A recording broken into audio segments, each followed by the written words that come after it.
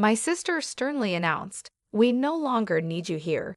Please leave the place where you work from home. You're just living off us," with a tone that signaled she was done discussing it. My parents joined in, singing the same tune in unison, "Get out.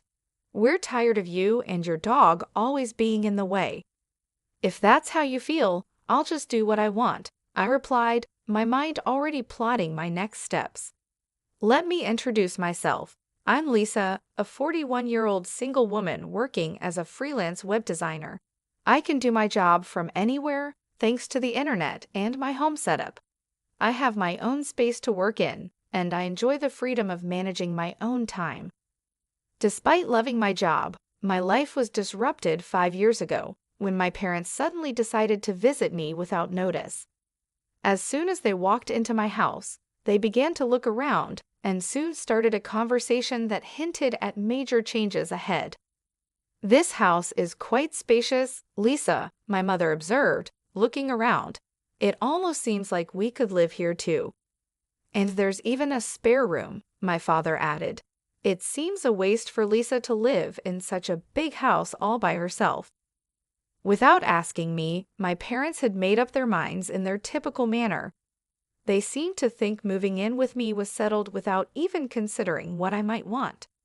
I had never planned to live with them, and I made my position very clear. "Hold on a moment, I have no desire to live with you," I said, puzzled by their assumption. "What are you even suggesting?" My father's face flushed red with anger as he sharply retorted, "You've taken over this house, claiming it was from your Uncle Michael, and you're trying to claim it as your own. There's a limit to how low you can go." I tried to set the record straight. I didn't take it over. I had a proper discussion with Uncle Michael, and he willingly transferred it to me, I explained. Despite my protests, my parents had already decided to move in. They insisted, "Our old house is falling apart, and it's no longer suitable for us to live there." Given that my mother didn't work and my father's income wasn't enough to cover major repairs, they saw no other option but to move into the house I had inherited from my Uncle Michael. Faced with their difficult situation, I couldn't just leave them homeless, so I reluctantly agreed to let them move in. Once they settled in, however, they didn't hesitate to make sarcastic remarks. "Hey Lisa, you're already in your 40s, aren't you? Don't you have any plans of getting married?" They would taunt, always pointing out my single status. I find great satisfaction in my work and am truly content with my life. Yet the people around me often express concerns about my relationship prospects. They suggest that I should follow in my sister's footsteps, who has taken a different path in life. Contrary to their expectations, my sister's married life has faced its own challenges. Nevertheless, I remain unfazed, reassuring them that I'm perfectly fine with how things are. It was during one such discussion that my mother, who had been eavesdropping, decided to butt in. "Hey, don't speak ill of your sister like that. Unlike you, she's married and even has a stable job at a company," she interrupted. Defending my own choices, I replied, "I might not be married, but I am doing a respectable job too." My mother wasn't convinced and continued her criticisms. "You're always just messing around on your computer. You're probably making money through some shady means, aren't you?" she accused. Despite their doubts and criticism, I continued to live my life according to my own terms, valuing my independence and the career I've built. I quickly responded, "Shady? I'm earning my living honestly through legitimate work. There's no need to worry."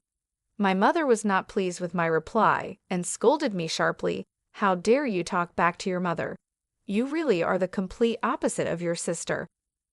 This constant comparison of me to my sister by our parents was something I had become used to. While my sister worked a temporary office job, I had chosen a different path that allowed me to work from home. Although I knew our parents' generation might not fully understand the concept of remote work, it still hurt to be consistently belittled.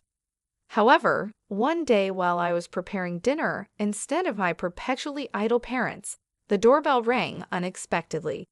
To my surprise, it was my sister Carol, burdened with a massive amount of luggage. "Hub, Carol, what's going on? It's been a while," I greeted her, taken aback by her sudden appearance. "This is sudden, but I'll be living in this house from today," Carol replied with urgency. Baffled, I blurted out, "Living here from today? I didn't hear anything about this." Carol explained, "Didn't Mom and Dad tell you? I got divorced, so I'll be counting on you from today." Despite my initial shock, I tried to maintain a welcoming demeanor. Ignoring my startled reaction, Carol trudged upstairs and promptly claimed an empty room as her own. My parents sided with her, and I found myself powerless to object. From that moment on, my stress levels began to rise. Carol, after her divorce, had quit her job and spent her days speaking ill of me with our mother. "Hey Mom, isn't this dress cute?" Carol would ask, showing off her latest shopping find. "Oh yes indeed, Carol. You're so pretty, it will definitely suit you," our mother would respond enthusiastically. Then Carol would turn to me and remark, "Do you think so too? It's totally not something Lisa would wear, right?" Unable to escape their critical gaze, I continued to live my life without reacting to their taunts. Despite the desire to retaliate, I realized that it would only play into their hands. So I remained steadfast and unresponsive to their attempts to provoke me. One fine day, I knew I had to stay strong and keep focusing on my own happiness, regardless of the negativity around me. I found myself in a truly heartwarming situation when one of my closest friends became the proud owner of a litter of 4 adorable puppies. This significant event sparked a series of changes that would enrich my life tremendously. The moment I saw those precious pups, I felt a deep connection. After careful thought, I decided to adopt a little black Chihuahua from the litter. I named him Charlie. Charlie was a bundle of joy, his round eyes sparkling with mischief. Every time he looked at me, his tail wagged so vigorously it seemed it might just detach in his excitement. I had always dreamed of owning a Chihuahua since I was a child, and finally having Charlie by my side brought immense happiness into my life. This was particularly true because I often worked from home, and Charlie's companionship provided a much-needed relief from the loneliness of my remote work days. "From today onwards, you're Charlie, okay?" "Woof," I declared to him, solidifying our bond. Caught up in my excitement, I didn't discuss my decision to bring Charlie home with my family. After all, it was my house, and I was fully responsible for all the expenses related to Charlie's care and well-being. I saw no reason for them to object. However, as soon as I introduced Charlie to my family, my parents and my sister Carol began voicing their concerns. They expressed their displeasure, upset that they hadn't been informed about my intention to get a dog. Some even mentioned their dislike for the potential odors that dogs could bring into a home. My parents and Carol were quite vocal in their disapproval, I recalled. "Hey, we didn't hear anything about you getting a dog," they protested. "Dogs smell, don't they? I hate odors," someone added. "Lisa, how could you just bring a dog home without consulting us?" They continued to scold me. Despite their complaints, I stood my ground and firmly defended my decision. It's my house, and I decided that Charlie and I needed each other. "His presence here is a source of joy, not a cause for complaints," I asserted. I was prepared to show them that Charlie's presence was a blessing, hoping they would soon see him as I did. I explained to them that Charlie wasn't some random street dog, he was a gift from a friend. I also emphasized that I was the one covering all the expenses for Charlie's care and maintenance, so they really had no grounds to complain. "What I choose to keep in my house is my business," I added firmly. "If you have any complaints, you're free to leave." Initially, their annoyance was clear. They were visibly frustrated and upset. However, within just a few hours, a miraculous change occurred. Charlie's undeniable cuteness completely won them over. They couldn't stop doting on him, playfully asking, "Aren't you cute? Are you mummies, daddies, or are you sissies? Look over here, sweetheart."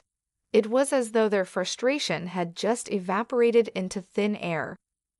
My entire family had fallen head over heels in love with Charlie, and his presence managed to bring about a remarkable transformation in their attitudes. From that point on, our home was filled with constant adoration for Charlie. Thanks to him, the previous hostility directed towards me began to fade, and I was able to enjoy relatively calm and harmonious days with my family. However, as life tends to go, a disruptive event occurred one day that broke the peace we had come to enjoy. While I was out running an errand, I received an urgent call from my sister, Carol. She sounded agitated and demanded, "Come back home now." Startled by her urgent shout, I asked her what had happened. She unleashed her frustration over the phone, shouting back, "It's not what happened. It's what Charlie did. He did his business on my clothes. What if they smell?" I tried to calm her down, saying, "Oh, just wash them quickly and they'll be fine. And isn't it your fault for leaving your clothes all over the floor?" Carol retorted, "What? It's my fault? It's your poor training that's to blame." I sighed, realizing that this was just a minor hiccup. "Enough, Carol. Charlie is still a puppy, you know. If you take him out for a walk, he won't do his business at home. You said you were excited to walk Charlie today, didn't you? Did you actually take him?" I had originally planned to take Charlie for a walk later in the day, but I didn't realize this decision would trigger a series of events that would throw my family into chaos. The core issue was that I hadn't fully trained Charlie, our beloved dog, and the consequences of this oversight were about to unravel. When I returned home, I walked into a home filled with tension. My sister Carol, clearly furious, confronted me immediately. Her anger was evident, and it was clear she had already briefed our parents about the mishap, as they too glared at me, standing amid Carol's now soiled clothes scattered across the floor. Carol, distraught, threw the soiled garments at me in a fit of frustration. "I'm going to charge you for the cleaning costs," she declared angrily. "Why should I pay?" I retorted. "It's because you didn't take him for a walk and left your clothes all over the floor." My parents quickly joined in, urging me to take responsibility. "Lisa, shouldn't you at least apologize to Carol?" they suggested. "All of this happened because of that Charlie you brought home." As the accusations continued, I couldn't help but defend Charlie. "Can't we give Charlie some slack? Puppies are like babies. They make mistakes sometimes." But my family seemed determined to blame me and Charlie. "This situation only happened because of this stupid dog," my sister snapped again. "Lisa, you made the right choice by not getting married if you became a mother. I doubt you'd raise a decent child." Her comments grew harsher, and my frustration mounted. "How dare you say something like that?" I exclaimed. "If you had taken him for walks properly and kept the house tidy, none of this would have happened." Finally, my sister reached her limit. She pointed at me and declared, "I can't take this anymore." The situation had escalated beyond simple pet mishaps to personal attacks, revealing deeper family tensions. Despite the hostility, I knew it was essential to remain calm and address each issue thoughtfully, prioritizing Charlie's training and our family's need for better communication and understanding. "I don't need you or this dumb dog. Get out of this house." The words struck me like a ton of bricks. "What?" I stammered in disbelief. "Didn't you hear me? I said get out. We don't need a home-wrecking freeloader here," my sister continued harshly. Her accusation cut deeply, especially since she knew all too well that I was currently without a job. I was stunned. Who did they think was covering the household expenses? It was me. As I stood there, bewildered by my sister's outrageous claims, even my parents joined in, supporting her view. "That's right, Lisa. Leave this house. Your presence only makes us feel worse," they echoed. I had reached my breaking point. "You're all jinxes. Just get out," they shouted together, their voices echoing off the walls. "That's it. I've reached my limit," I finally burst out. "If this is how it's going to be, just wait." With that declaration, I decided to take control of the situation. I quickly packed my belongings and left the house with Charlie wrapped in a towel. As I walked away, thoughts of revenge flickered through my mind, but I knew this saga was far from over. A few days later, as expected, my sister reached out to me in a panic. "Lisa, help! What happened to the house all of a sudden?" she asked, her voice filled with anxiety and desperation. Curious about this new twist in our ongoing family drama, I inquired, "What happened? Why do we suddenly have to leave?" "We were told to leave by the end of this month," she replied, her voice trembling with stress. The realization hit me hard, and I couldn't help but wonder if this was the universe's way of teaching my family a lesson about compassion and understanding. "Ah, so what's the problem here? Why do we suddenly have to leave?" Carol's voice quivered as she struggled to grasp the situation. "I've made the decision to sell the house," I told her firmly. I stated calmly, and Carol froze, disbelief clear in her trembling voice. "What do you mean you've decided to sell it? You don't have the authority," she stammered. "A month ago, the house officially became mine, a fact I had kept to myself until now," I explained. "Yes, I received the house from Uncle Michael, and the title is in my name," I revealed, causing Carol to react with shock. "You're kidding, right?" Her skepticism was evident. "Even if the title was transferred to you by Uncle Michael, you can't just sell it like that," she argued. "I understand your concern," I reassured her, "but right after you told me to leave, I consulted with Uncle Michael. He made it clear that the house is mine now, Lisa. He told me to do what I want and suggested I get away from the family as soon as possible." Carol was taken aback, struggling to process this unexpected revelation. "What? No way," she muttered. As our conversation continued, I suspected my parents might be listening in through the phone's speaker. Soon enough, they began to voice their objections. "Hey, Lisa, cut it out. We have no other place to live if we leave the house," they interjected, trying to appeal to my sense of family loyalty. "That's right, Lisa. It's unthinkable to do this to your own family. If you're a good daughter, show some respect to your parents," they added. With a quiet but firm tone, I responded, "Respect? What are you talking about? You've always looked down on me compared to Carol. Who do you think has been supporting your life for the past few years? You all had nowhere to live, so I reluctantly let you stay with me." My parents were momentarily silenced by my strong response. Without waiting for their reply, I contemplated the implications of my decision, ready to enforce the boundaries that were long overdue. I continued, "Who treated me and Charlie like nuisances and kicked us out? It was you, wasn't it? Trying to drive out the original resident is shameless." My father, his voice full of plea, responded, "Please, Lisa, help us. We're sorry." But I had had enough. "I don't care. Fend for yourselves," I said resolutely. With that, I abruptly ended the call and blocked all my family members' contacts. Charlie, my loyal canine companion, looked up at me with a worried expression. I held him close and whispered, "I'm sorry, Charlie, for shouting. It's all right now. I will protect you." I felt relieved that I had rescued Charlie from a family that had mistreated him. In the days that followed, I learned that my parents and sister had been forced to leave the house at the last minute despite their desperate attempts to cling to it.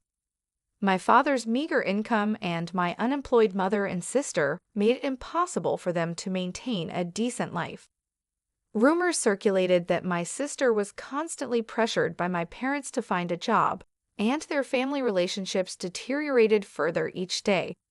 While I had no interest in their living conditions, it was clear that their standard of living had plummeted since my departure. It was a classic case of reaping what they had sown, and I couldn't help but feel a sense of vindication. Meanwhile, I enjoyed a fulfilling life in my new pet-friendly apartment, free to work on my terms without anyone complaining. All my earnings were solely for myself and Charlie. I was genuinely content with my life. "Charlie, let's go to the dog park today," I said with a smile. Charlie seemed livelier, perhaps because that noisy family was no longer a part of our lives. From that day forward, I was determined to protect Charlie for the rest of our lives, and lead a peaceful and happy existence.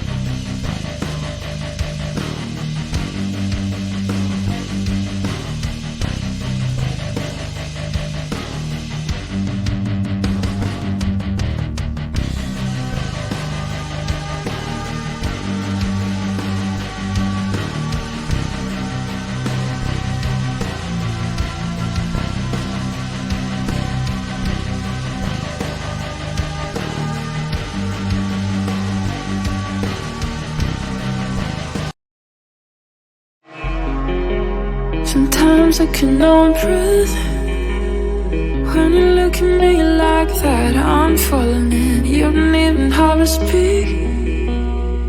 I'll be calling out your name. I thought